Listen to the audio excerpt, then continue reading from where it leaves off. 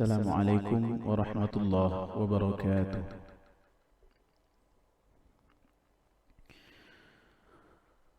أعوذ بالله من الشيطان الرجيم.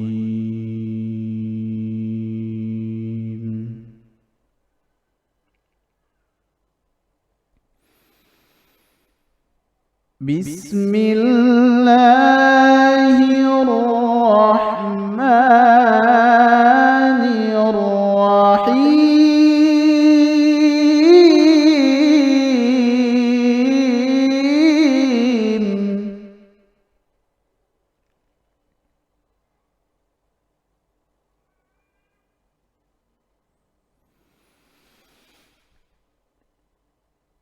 هو يحيي ويميت وإليه ترجعون.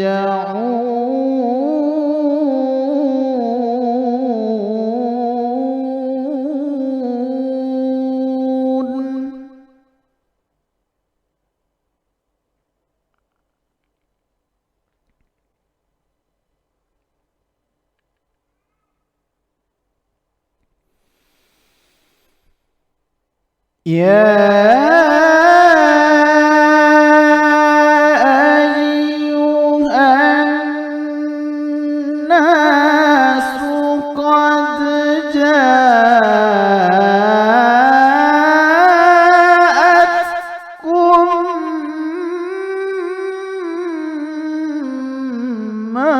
موعظة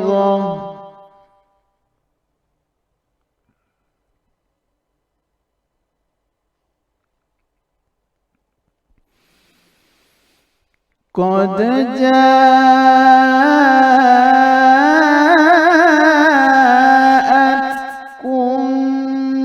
موعظة من ربكم وشفاء لما في الصدور.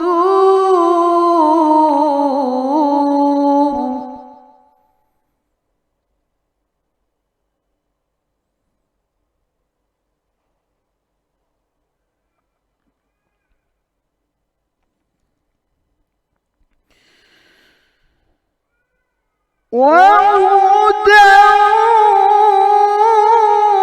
ورحمة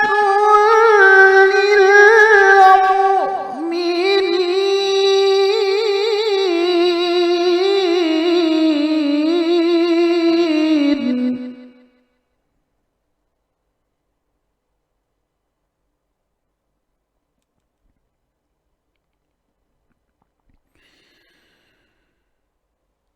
قل بفضل الله وبرحمته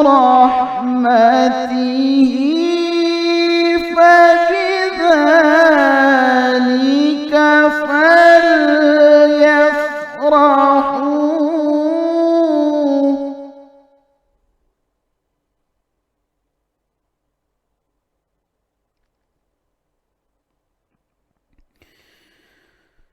هو خير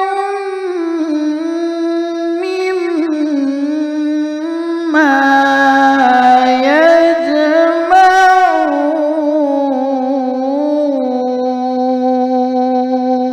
يجمعون.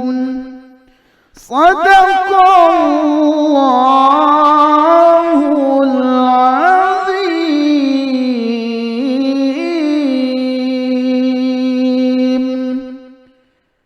السلام عليكم ورحمة الله وبركاته. Assalamualaikum warahmatullahi wabarakatuh.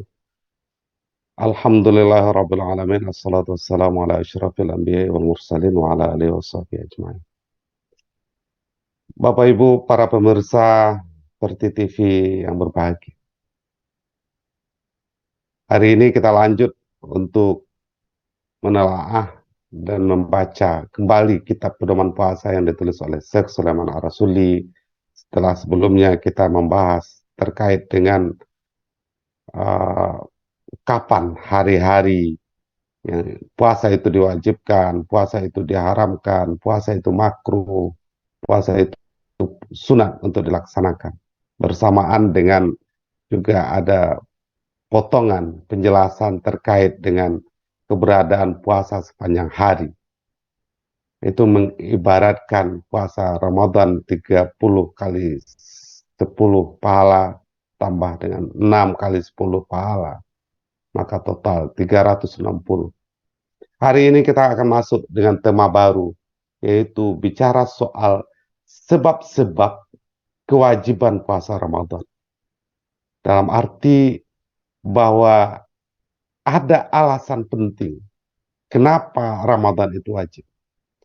Kalau kita pakai dalam kajian usul fiqh, makna sabab itu adalah di saat sesuatu itu ada, maka menjadikan sesuatu yang lain wajib ada. Di saat dia tiada, maka yang lain pasti tiada. Maka itulah makna sabab. Maka dalam pembahasan kita kali ini mengkaji tentang jika sesuatu yang dijelaskan berikut ini ada, maka wajib melaksanakan puasa. Jika sesuatu yang di bawah ini tiada, maka puasa Ramadan tidak wajib. Mana dia? Yang pertama, kita sendiri yang melihat hilal. Melihat awal Ramadan. Sekalipun penglihatan kita tidak diterima oleh qadhi atau hakim. Sedangkan puasa wajib juga atas kita. Dan orang yang membenarkan dan percaya kepada penglihatan kita. Maka wajib puasa bagi orang yang dia melihat hilal. Walaupun qadhi tidak bisa terima pengakuannya,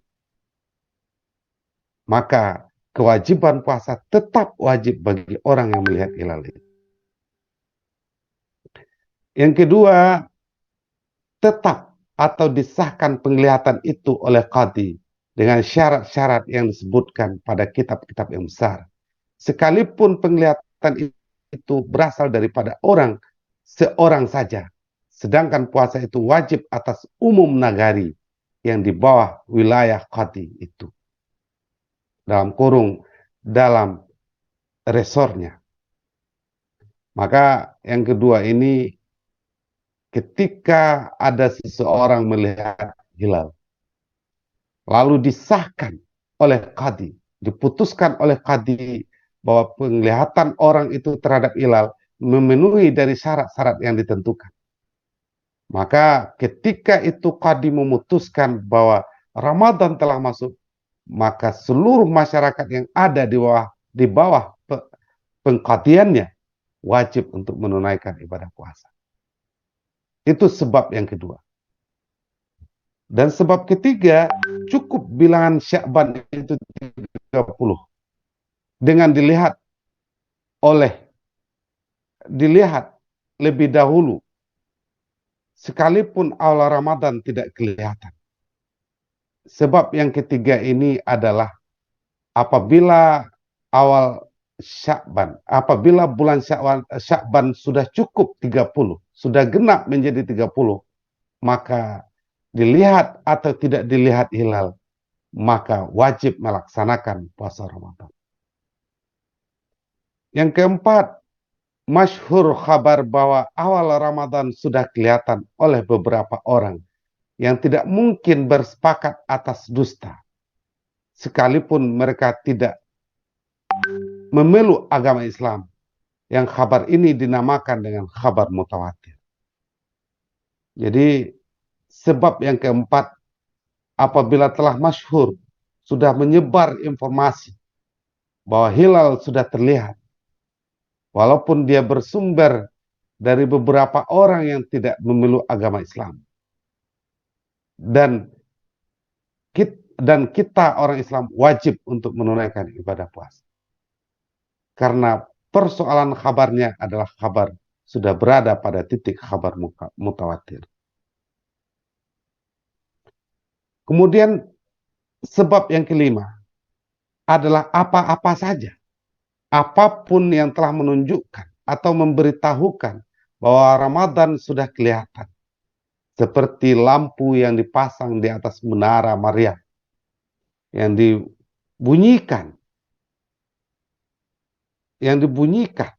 tabuh yang dipukul, dan lain-lain sebagainya, yang mana sengaja diadakan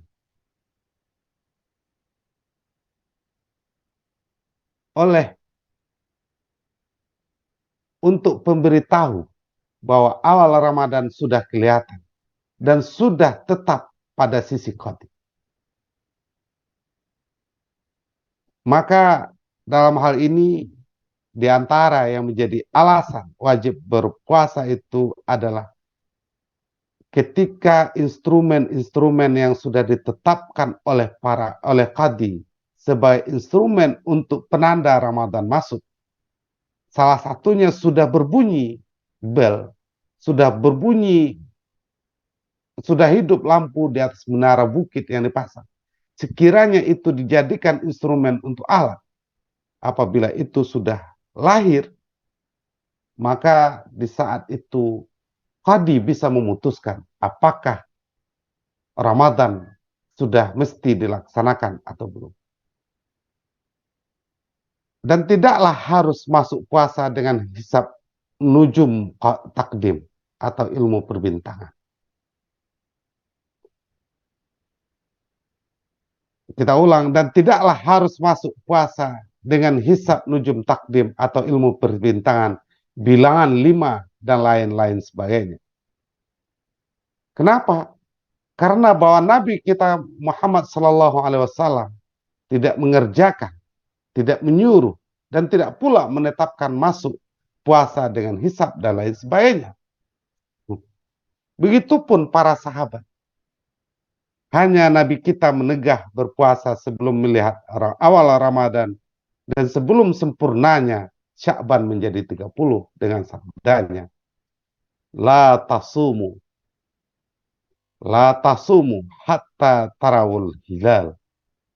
Janganlah kamu berpuasa sampai kamu melihat hilal. Artinya, jangan kamu berpuasa sebelum kamu melihat awal bulan.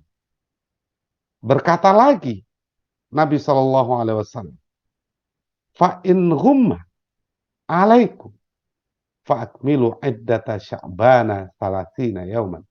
Artinya, jika bulan itu ditutup oleh awan, maka cukupkan saja bilangan bulan Sya'ban 30 hari. Puasalah kamu esok harinya. Nah,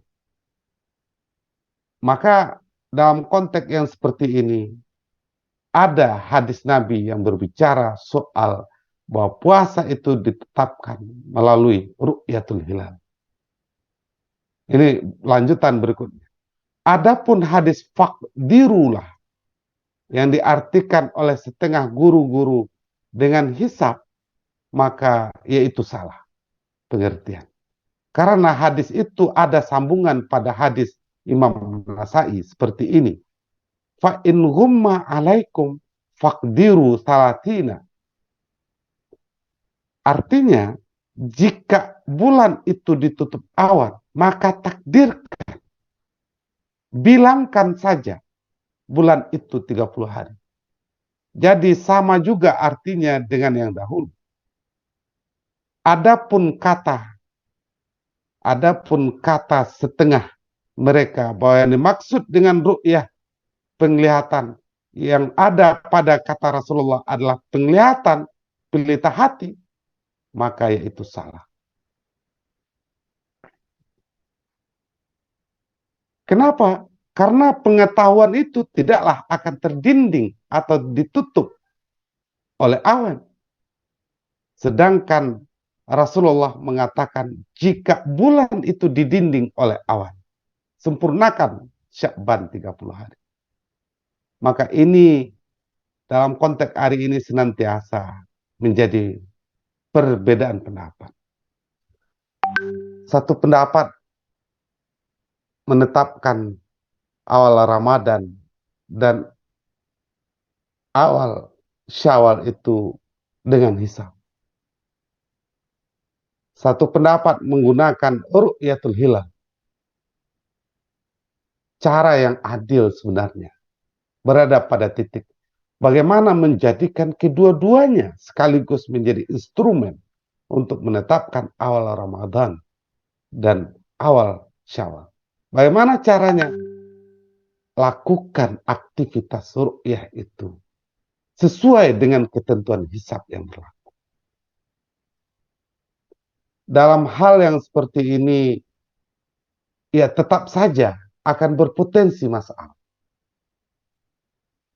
Ada yang meyakini bahwa yang dimaksud dengan hadis adalah hisab, dan ada yang meyakini bahwa ru'yah. Maka dalam perbedaan pendapat yang seperti ini, tergantung kepada tarjihnya kemana. Semoga ijtihad dalam perbedaan ini tidak membawa dampak kepada perpecahan umat, tetapi membawa kepada kesatuan umat di masa yang akan datang. Tetaplah dia berjalan pada relnya masing-masing. Jangan biarkan kita pecah dan tetap kita semangati bersama. Ikhtilaful ummati rahmah. Jadikanlah perbedaan itu sebagai rahmat. Terima kasih. Billahi taufik wa ilaihi unib. Assalamualaikum warahmatullahi wabarakatuh.